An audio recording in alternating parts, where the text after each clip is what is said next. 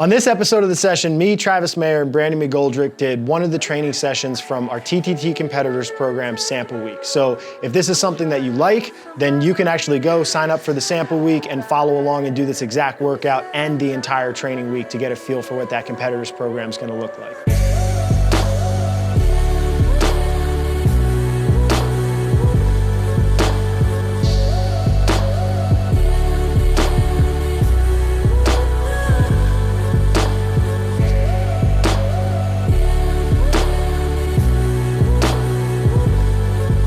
So our competitors program is designed to get people better at competing in the sport of CrossFit. When it was designed, I designed it at the highest levels so that somebody like Travis could follow the actual program. But I know it's unrealistic for most people to try to train 3 times a day or even 2 times a day. So one of the features I built into the program is called a Gpp Training Session, which is really a condensed version of all of that day's training into a singular training session. So this is the Wednesday of that sample week where it is a condensed version of all of the training sessions of that day. So if you only have an hour and a half to 2 hours in a day to train, this is an alternative for you that doesn't require you to have to go and do an AM and do a noon and do a PM, where you get all of the training priorities into a single session.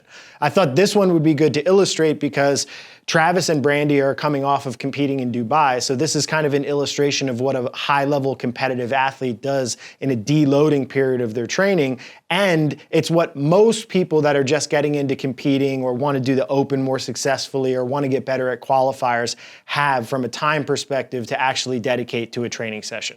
So we got to the gym, me, Travis, and Brandi started warming up. Like most of our warm-up sessions, there's a lot of banter going on back and forth, especially between me and Travis, knowing that we're gonna snatch right after it. There's also some education in the actual program about warming up. So if you do sign up, I'll give some theory and practice and guidelines around how you can optimally warm up for different types of training sessions. So the first movement in the training session was hang, squat, snatch. I told everyone in the program to start at 70% and then build from there based on how it feels in the day. Brandi hit 120, 140, and 155 pounds. Travis went 195, 235, and then missed 265 as his lifts. So when starting at 70%, you know if you're building, you're probably not gonna get up to a true max in 3 lifts. Most people don't make that aggressive of jumps. And so the 70% as a starting weight was a way to keep the total aggregate training intensity slightly lower on those lifts. Now, in a training environment, you can kind of make that decision for yourself. Do you wanna make quick jumps and try to practice in a competitive setting, getting up to a top level lift in big jumps with a short number of lifts like Travis did, where he was unsuccessful in making his top lift? Or do you want to just use it as a training day depending on how it feels? So maybe you just go 70, 75, 80%. So there's always some ambiguity built into those types of training sessions to allow you to get the exposure you need to build confidence. Confidence building is one of the most important things that you can do if you have shortened training time to dedicate to training. You don't have the ability to do a ton of practice reps and a ton of total training on any singular lift. So using the opportunities that you do have to the best of your abilities is something that's really important if you want to be able to get as good as you possibly can at all the skills that are required in a CrossFit setting. Second movement of the day was clean and jerk. It's prescribed in the program at 3 singles at 83 to 90% of the 1 rep max. Now, Travis is just coming off of competing individually at Dubai, and Brandi is just coming off competing as part of our team at Dubai, and then I just came back from Dubai after being sick. So we kind of all agreed to make the decision to follow the same type of rep format that was part of the snatch. So start at 70%, just build up by feel, not try to hit maximal numbers, not try to get up to 90% because no one was really feeling up to hitting those percentages and that specific movement on that day. Now that's one of the things that I'm also gonna do with the training program is give some education on deloading and tapering so that you can at a more educated level make those types of training decisions for yourself. I've seen a lot of athletes, especially in their earlier years of development, where people find a tremendous amount of guilt when they have to make scaling adjustments or they have to alter a training program because they think I have to do this exactly as it's prescribed to get an optimal level of development for myself. I don't find that true, and I think in order to have consistency, you need to understand how to intelligently make those decisions and be able to continue to train when you're not feeling your best. So we made that decision. There's no guilt about it. We just built up. So the weights that Brandi hit were 155, 165, 180, and then Travis hit 255, 285, 305.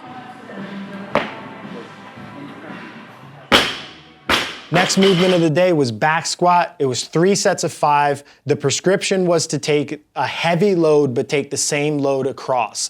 A lot of people, when they're building up in strength training programs, if it's just written 5, 5, 5, they'll do a set of 5 at a certain weight, then they'll make a 30 or 40 pound jump, they'll do another set of 5, then they'll take another 30 or 40 pound jump and do another set of 5. If you look at the overall weight lifted in that session, it's relatively low because these 2 first sets were kind of warm-up sets. So the prescription of doing all of them heavy at the same load is hoping that they take these 2 bottom sets, drive them up, which requires a little bit more of an intensive warm-up and an intensive build-up to get to your working weight. So Brandi did her sets at 220 and Travis did his sets at 355. Next portion of the workout was a 4-time workout that was all sport-specific gymnastics. So 4-time, 15 chest-to-bar pull-ups, 50-foot handstand walk, 15 strict handstand push-ups, 50-foot handstand walk, 20 GHD sit-ups, and 10 muscle-ups. When looking at this workout, for a high-level competitor, this is not really that much volume of total gymnastics. But again, this GPP version is condensed. So one of the things I did for Travis was had him do 30 muscle-ups at the end of the workout, but we still got his 4-time completion after he finished 10 reps. Travis's time was 3:34 on the workout, and then it took him 6:31 to finish all of the workout plus the additional 20 muscle-ups to get 30 muscle-ups.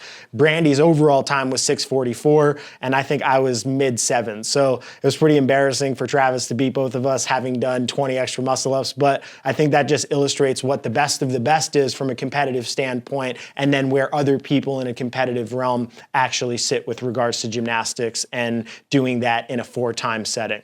The stimulus of the workout is really just designed to get practice of doing sport-specific gymnastics under fatigue. Now, because you're only doing 1 interval of this, maybe the intensity is slightly higher for the GPP version because you know if you're doing the actual competitor version, you're doing another 2 of these intervals, which automatically puts a little bit of psychological dampening on the amount of effort you're going to put into the first interval, knowing you're going to rest and have to try to repeat that first output a second time and then a third time. So overall, pretty good workout. Total volume of each specific portion of gymnastics not super high, but when you condense them together, it really makes that muscle-up set at the end of the workout really tough for just a set of 10 muscle-ups. Depending on what your limiter is, probably break the handstand push-ups into smaller sets from the beginning so that you still save yourself a little bit for the handstand walk if you know that's going to be a struggle.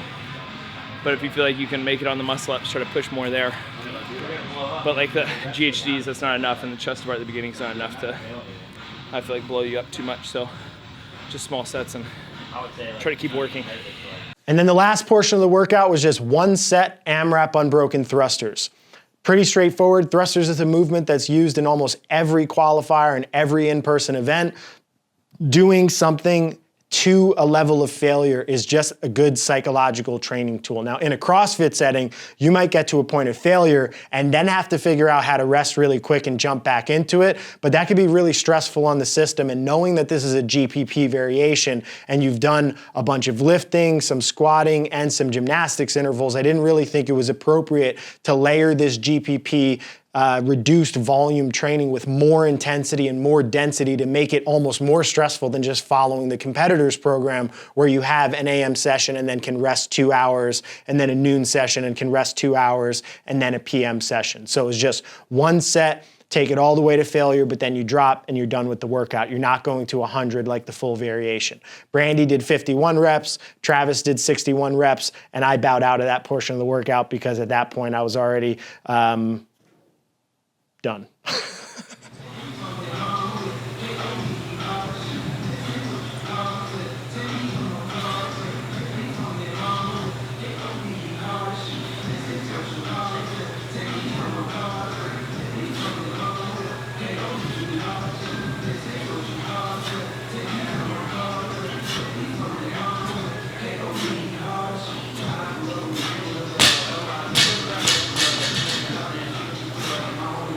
fine. You got more than you think.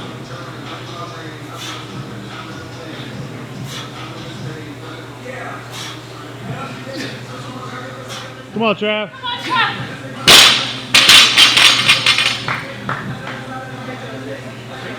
So that was the Wednesday GPP training session of our competitors program sample week.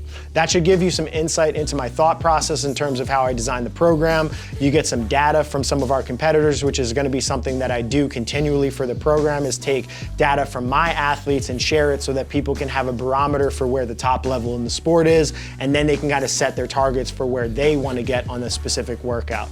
If you want some more information on the program, go over to trainingthinktank.com, click the competitors program tab, or you can just try out the sample week and compete along with these workouts that we just presented today.